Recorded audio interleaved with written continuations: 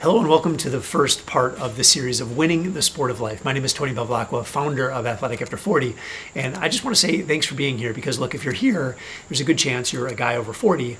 I'm 49, and maybe you're in a position where you're not as healthy as you'd like to be, or as healthy as you know you could be.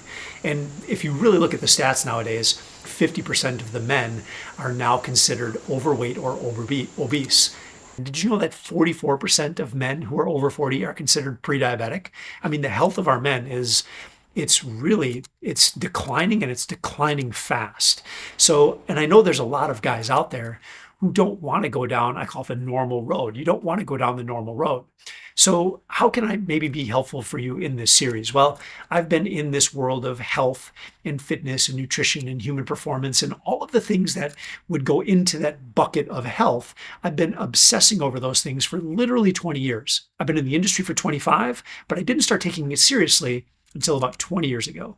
And that was when I was diagnosed with cancer. I'm not going to get into that now. We'll save some of my lessons for later on in the series. But what I want to just share with you today is there are so many different sources of information out there in the world today when it comes to health that I know how confusing and even frustrating it is for a lot of men who just want to live a more healthful life, who don't want to go down this road of just the normal decline or normal aging where we just sort of blame everything on just getting old. Like, it's not the case. And how do I know this? Because I work with a lot of folks who are over 40 and they're in incredible shape, incredible health. In fact, they're in better shape and better health than a lot of the guys who are half their age. So I know what's possible for others. I also know what's possible just because of what I've been doing with myself. And I want to share those lessons with you. And I want to first just dig into this from the lens of where I've kind of been on this journey, because I think it's really important to have some context so you know where I'm coming from and how I've kind of learned this. So back in my college days, I went to college for exercise science, and I was a swimmer for the first 2 years. After the first 2 years of swimming, I decided to go all in on partying and drinking. And when I did that, I kind of really let myself go. Like I was gaining weight. I wasn't in a good place mentally. I had a lot of like mental struggles I was dealing with. I was dealing with them by drinking a lot of alcohol. That was part of my coping mechanism way back then. And eventually I went to the doctor after I met this girl. I went to the doctor because she told me, hey, you got to go get a physical, because I hadn't had a physical in so many years. So I went to the doctor, and the doctor noticed that something was not right in my physical. So I went to another doctor and they diagnosed me with cancer. And the first time that I had my cancer, I actually fell into victim mode. So I went and drank more alcohol, felt really sorry for myself, poor me. It was that whole kind of victim mentality. It was awful. When I look back on it, I cringe at it.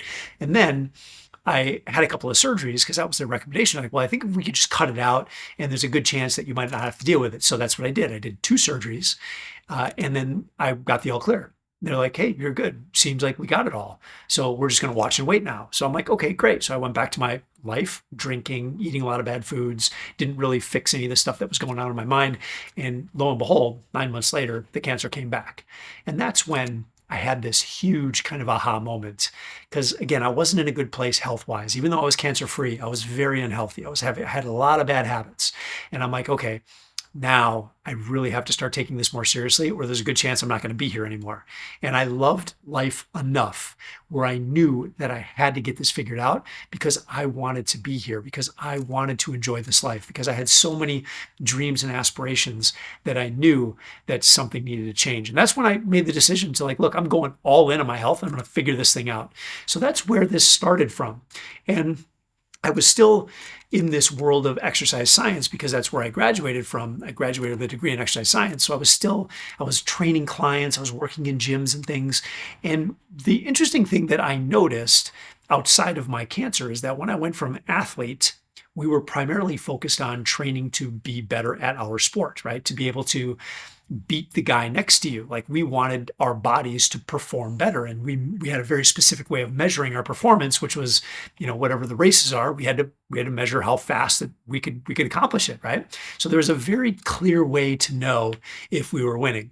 But as soon as I got to the gym world and I started working with clients, it was sort of interesting because the culture is completely different than the world of athletics. The culture in the gym world is primarily focused on aesthetics. That was my experience. And I've been in the gym world for many years. I've owned many gyms over the years, and it doesn't seem to have really changed. You've got the world of athletics where performance is rewarded. And then you've got the gym culture, which is mostly aesthetic driven. And that was a very interesting shift for me because now the goal was no longer like, how well can I perform? But every single person that came to me for help, they probably shouldn't have been coming to me for help way back then because I was a mess. But the people that did come to me for help, they always had the goal of losing weight. Like that was primarily it, right? Some of the guys want to gain muscle. So we'll just say gain muscle, lose weight.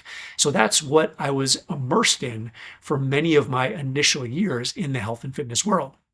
And again, I haven't seen that really change so much, but it was very frustrating to me because there is no level of body fat where you win, right? Like a lot of people just think less is better, right? So some people, they just want to get like, I want to see my abs. I need to get as lean as possible. I want to be shredded. And you can see in the marketplace today that these are the things that are being sold, right? Most of the coaches, most of the programs, what do you see on the front cover of the DVD? I'm dating myself here, right? But it's always the ripped guy or the girl that's super thin and super lean. Like that's what's being sold.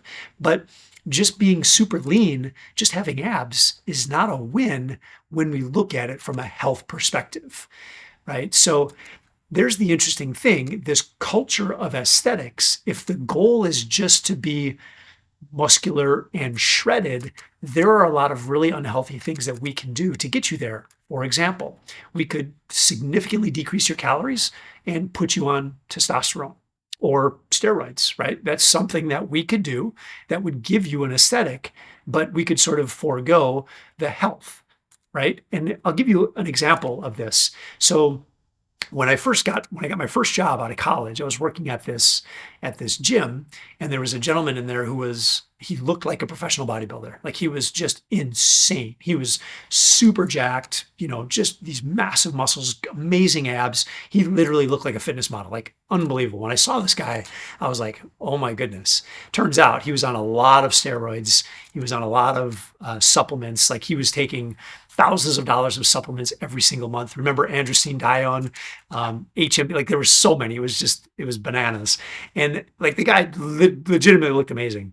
And I remember a couple of years after working in that gym, I eventually got transferred to another gym, same corporation, but different gym. And I'm working there, and this guy comes walking in, and I sort of recognized him, but I couldn't place the face. And it turns out it was that guy, only about 100 pounds smaller. In fact, he was smaller than I was. And it turns out that because of his heavy steroid use, he was in the hospital in liver failure and almost died. And when he shared that story with me, I'm like, oh, okay. So, I kind of had this bodybuilding mentality back then, even though I was drinking a lot, so I wasn't doing a good job of it. But I was like, oh, so that's, this is the culture.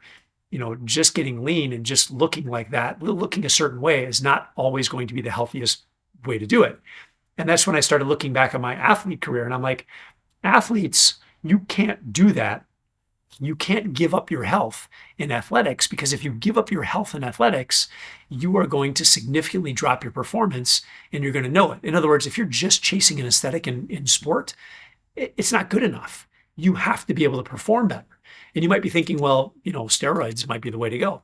And it's true. Maybe you could perform a little bit better with steroids, but it's going to significantly, possibly shorten your career, right? Especially if you're not doing it properly. So I'm like, I don't want to do these unhealthy things just in the name of aesthetics, which is where I was originally.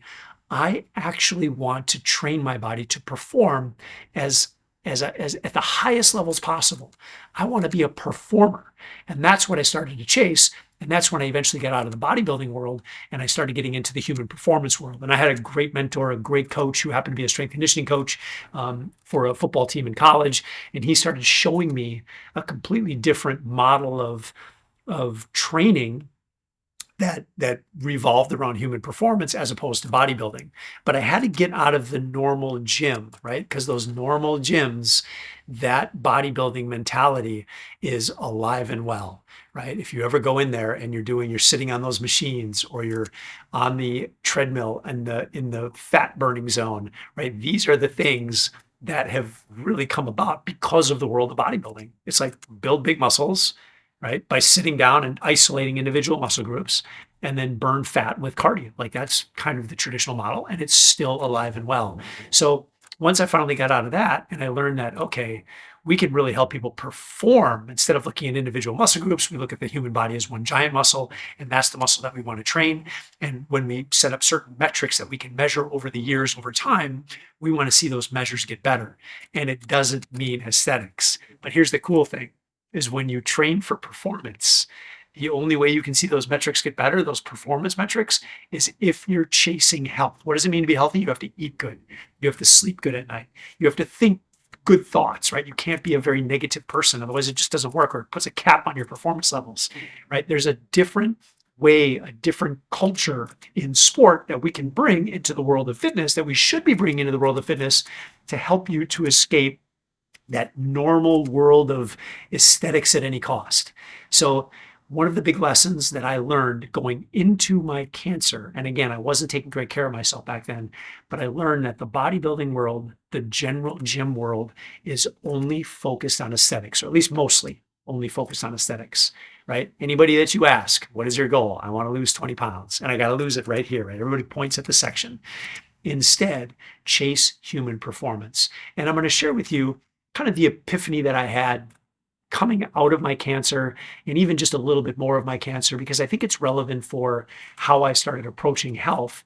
You've got kind of the framework and sort of the general principle of it, but I didn't know how to kind of pull this all together. So stay tuned. In part 2, I'm going to share a little bit more about my cancer journey and then also how I decided to really kind of approach getting myself out of that really crazy cancer place so that I could live a very healthy life. And again, that was 20 years ago. Here I am today, and everything seems to be going really, really well. So I want you to win at your sport of life, and hopefully this helps.